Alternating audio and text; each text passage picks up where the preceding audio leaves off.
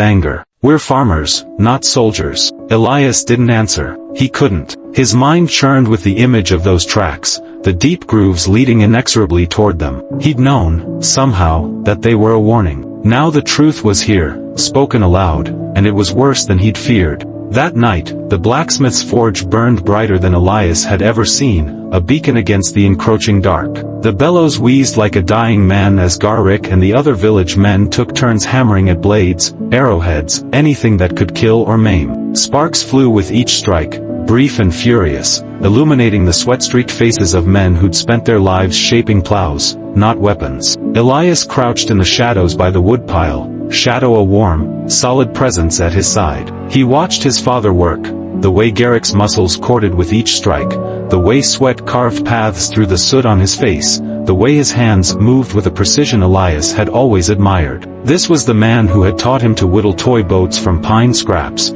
who'd shown him how to notch an arrow just so, now shaping tools of war with the same quiet focus. A hand touched his shoulder, light but firm. "You should be Abed." Elias turned to find Tomas, the blacksmith's apprentice, his face half-lit by the forge's glow. At 16, he'd be marching with the others come morning. His usual grin was absent tonight, replaced by a tightness around his eyes that made him look older than he was. "I can help," Elias said, gesturing to the bellows, their leather sides heaving with each pump. His voice was steady, though his hands still shook faintly from the day's weight. Tomas studied him for a long moment, his gaze flickering to shadow, then back to Elias. Finally, he nodded.